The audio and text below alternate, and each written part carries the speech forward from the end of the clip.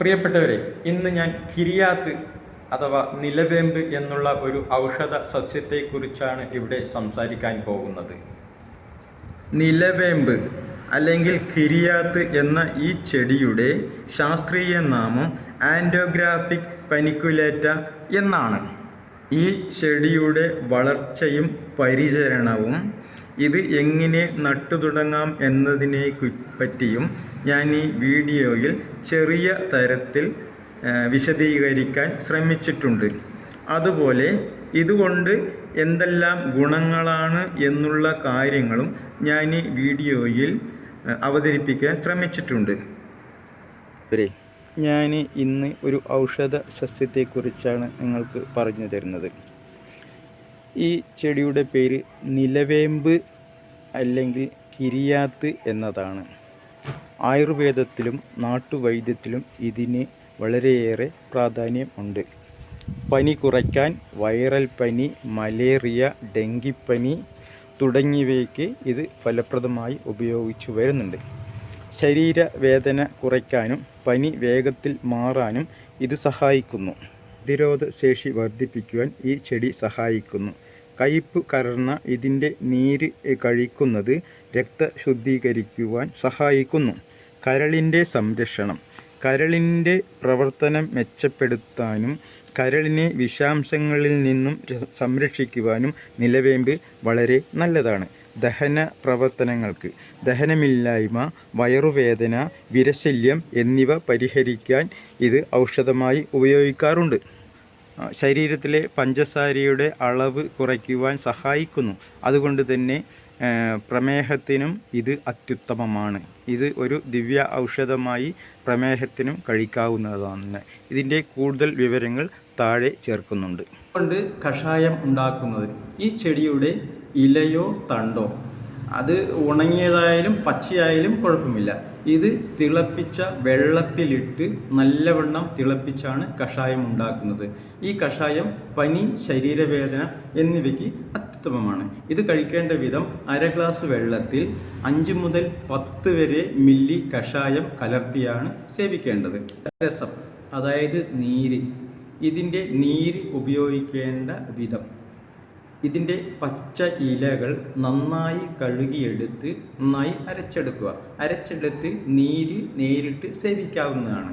ഇങ്ങനെ നീര് സേവിക്കുമ്പോൾ 1 ടീസ്പൂൺ നീരിൽ അല്പം തേൻ ചേർത്ത് കഴിക്കുന്നത് കയ്പ്പ് കുറയ്ക്കാനും ഗുണം വർദ്ധിപ്പിക്കാനും അത്യുത്തമമാണ്. ചൂർണമായി ഉപയോഗിക്കുന്നത്: ഇതിൻ്റെ ഇലകൾ ഉണക്കി പൊടിച്ച് ചെറു ചൂടുവെള്ളത്തിലോ അല്പം തേനിലോ ചാലിച്ച് കഴിക്കുന്നത് നല്ലതാണ്. ദഹന പ്രക്രിയയ്ക്കും രക്തശുദ്ധീകരണത്തിനും ഇത് അത്യന്താപേക്ഷിതമാണ്. കുടിനീരായി ഉപയോഗിക്കുന്ന വിധം: ചിക്കൻ ഗുനിയ, ഡെങ്കിപ്പനി എന്നീ വൈറൽ പനികൾ ഉള്ള സീസണിൽ നിലവേമ്പ് മറ്റുള്ള ഔഷധക്കൂട്ടുകളുമായി ചൂടുവെള്ളത്തിൽ തിളപ്പിച്ച് കഴിക്കുന്നത് വളരെ നല്ലതാണ്. ശ്രദ്ധിക്കേണ്ട ചില പ്രത്യേക സാഹചര്യങ്ങളും ഇവയ്ക്കുണ്ട്. അളവ്: ഒരു മുതിർന്ന വ്യക്തിക്ക് 5 മുതൽ 10 വരെ മില്ലി നീരോ 30 മില്ലി കഷായമോ ആണ് ഉപയോഗിക്കേണ്ടത്. അമിതമായ ഉപയോഗം വയറിൽ അസ്വസ്ഥത വരാൻ ഇടവരുത്തുന്നതായിരിക്കാം. സമയപരിധി: സാധാരണ പനി പോലുള്ള അസുഖങ്ങൾക്ക് ഒരു വ്യക്തി 5 ദിവസം മുതൽ 7 ദിവസം വരെ, ഒന്നുമില്ലെങ്കിൽ 5 ദിവസമോ അല്ലെങ്കിൽ 7 ദിവസമോ ഉള്ള ഒരു കോഴ്സായിട്ടാണ് ഇത് കഴിക്കേണ്ടത്. ദീർഘമായി കഴിക്കേണ്ടതില്ല. അതുപോലെ ഗർഭിണികൾ ഈ ഔഷധം ഉപയോഗിക്കാതിരിക്കുന്നതാണ് നല്ലത്.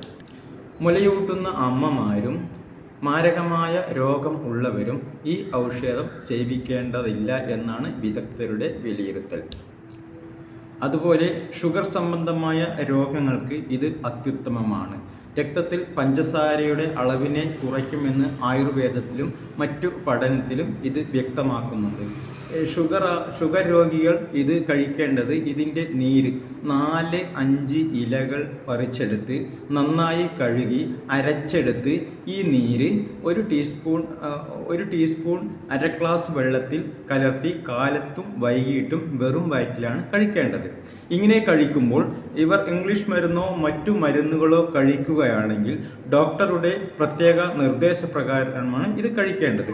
പിന്നീട് ഇത് ഒരു ഗ്ലൂക്കോമീറ്ററുടെ സഹായത്തോടുകൂടി നിരന്തരമായി ഷുഗറിൽ പഞ്ചസാരയുടെ അളവ് ചെക്ക് ചെയ്തുകൊണ്ടിരിക്കണം. കാരണം പെട്ടെന്ന് പഞ്ചസാരയുടെ അളവ് കുറഞ്ഞ് പ്രശ്നങ്ങൾ ഉണ്ടാകാൻ സാധ്യതയുള്ളതിനാലാണ് ഇങ്ങനെ നിർദ്ദേശിച്ചിട്ടുള്ളത്. രക്തത്തിലെ പഞ്ചസാരയുടെ അളവ് കുറയ്ക്കുമെന്ന് ആയുർവേദത്തിലും മറ്റും ആധുനിക പഠനത്തിലും വ്യക്തമാക്കുന്നുണ്ട്. അതുകൊണ്ട് തന്നെ ഷുഗർ രോഗികൾക്ക് ഇത് അത്യുത്തമമാണ്. ഇവർ സരസം ആയി കഴിക്കുന്നത് നീര് കഴിക്കുക, അതായത് 4-5 ഇലകൾ പച്ചയായി പറിച്ചെടുത്ത് നന്നായി കഴുകി വൃത്തിയാക്കി അരച്ചെടുത്ത് ഇത് 1 ടീസ്പൂൺ വെള്ളം 1 ടീസ്പൂൺ നീര് അല്പം വെള്ളത്തിൽ ചാലിച്ച് കാലത്തും വൈകിട്ടും വെറും വയറ്റിൽ കഴിക്കുന്നതാണ് നല്ലത്. ചൂർണമായി കഴിക്കുന്നത് ഇവയുടെ ഇലകൾ തണലത്ത് വച്ച് ഉണക്കി പൊടിച്ച് വയ്ക്കുക. ഈ പൊടി 1/2 ടീസ്പൂൺ പൊടി 1 ഗ്ലാസ് ചെറു ചൂടുവെള്ളത്തിൽ കലക്കി രാവിലെയും വൈകിട്ടും കുടിക്കുന്നത് ഷുഗർ രോഗത്തിന് ശമനമുണ്ടാക്കും. കഷായമുണ്ടാക്കുന്ന വിധം: 1 പിടി ഇലകൾ 2 ഗ്ലാസ് വെള്ളത്തിൽ നല്ലവണ്ണം തിളപ്പിച്ച് 1 ഗ്ലാസ്സാക്കി വറ്റിച്ച ശേഷം ഈ വെള്ളം കാലത്തും വൈകിട്ടും 2 നേരം സേവിക്കുന്നത് നല്ലതായിരിക്കും. അതുപോലെ ഷുഗറിന് മരുന്ന് കഴിക്കുന്നവരോ ഇൻസുലിൻ എടുക്കുന്നവരോ ഉണ്ടെങ്കിൽ അവർ കിരിയാത്ത് ഔഷധം കഴിച്ചു തുടങ്ങുമ്പോൾ വളരെ ശ്രദ്ധിക്കേണ്ടതാണ്.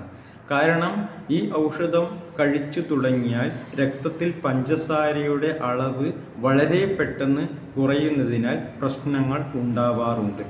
ആയതിനാൽ നിങ്ങളുടെ ഡോക്ടറുടെ നിർദ്ദേശപ്രകാരം മാത്രമേ ഇത് മരുന്നിനോടൊപ്പം കഴിച്ചു തുടങ്ങാൻ പറ്റുകയുള്ളൂ.